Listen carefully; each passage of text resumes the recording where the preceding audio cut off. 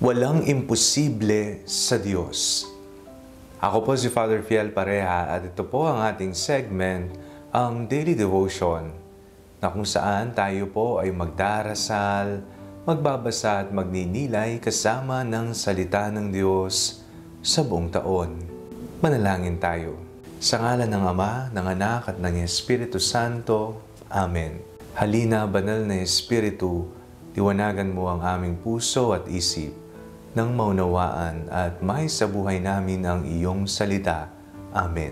Our Bible passage for today is from the Gospel of St. Matthew chapter 19, verses 23 to 30, and I read it for you. Then Jesus said to his disciples, "Truly I tell you, it will be hard for a rich person to enter the kingdom of heaven. Again I tell you, it is easier for a camel to go through the eye of a needle than for someone who is rich to enter the kingdom of God." When the disciples heard this, they were greatly astounded and said, "Then who can be saved?" But Jesus looked at them and said, "For mortals it is impossible, but for God all things are possible." Then Peter said in reply, "Look, we have left everything and followed you. What then will we have?" Jesus said to them, "Truly I tell you, at the renewal of all things, when the Son of Man is seated on the throne of his glory, you who have followed me will also sit on 12 thrones, judging the 12 tribes of Israel.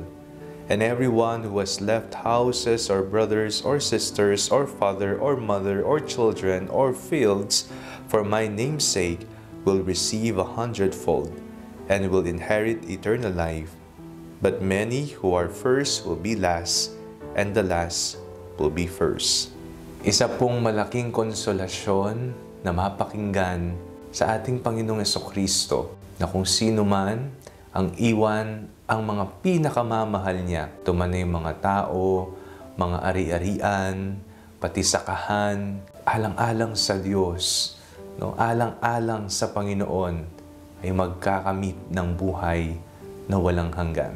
Isa na po siguro sa napakahirap gawin ng tao ay ang detachment. Ano ang mga bagay na kailangan mong iwan, kailangan mong bitawan upang ikaw ay makapamuhay ng naayon sa utos ng Panginoon? Ang isang bagay bang ito ay nagpapabigat sa iyo para sumunod kay Jesus? Iwan mo. Ang isang bagay bang ito ay nagiging hadlang para mahalin mo ng todo si Jesus? Bitawan mo. Ang bagay bang ito ay nagdudulot sa iyo ng kasalanan? Tapusin mo na yan at huwag mo nang gagawin. Ano man ang mga bagay na kailangan mo nang iwan, ay kailangan mo nang iwan, alang-alang sa kaharian ng Diyos. Sabi ng Panginoong Jesucristo sa Ebanghelyo, walang imposible sa Panginoon. Kung sa tao, mayroon, pero sa Diyos, walang imposible.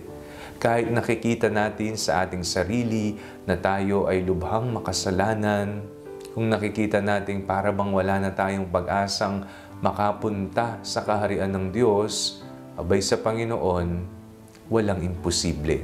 Maaari niya tayong baguhin. Maaari lamang itong magawa kung tayo po ay magbubukas ng ating puso at kaisipan at buong pagkatao sa Kanya. Wika nga ni Jesus, baka sa mayaman napakahirap na makamit at makapasok sa kaharian ng Diyos. Mas maigi pa sa isang kamelyo ang makapasok sa mata ng karayom.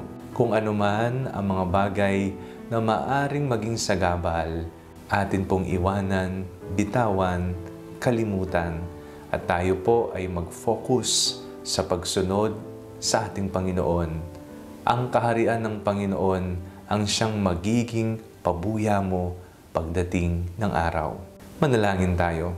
Panginoong Jesucristo, tapat ka sa amin. Lubos ang iyong pagmamahal sa amin. Kayo po ay banal at habang buhay ka po naming papupurihan. Amen. Sa ngalan ng Ama, ng Anak at ng Espiritu Santo. Amen. Huwag po ninyong kalimutang i-like ang video ito. Mag-comment po kayo and share it with your family and friends. Ang Panalangin Bago Matulog ay may sariling Facebook page na po. Huwag niyo pong kakalimutang mag-like at mag-follow dito, and do not forget to subscribe to our YouTube channel. I-click niyo lamang po ang link na nasa description ng video ito, o kaya naman po just search Father Fiel Pareha. God bless you po.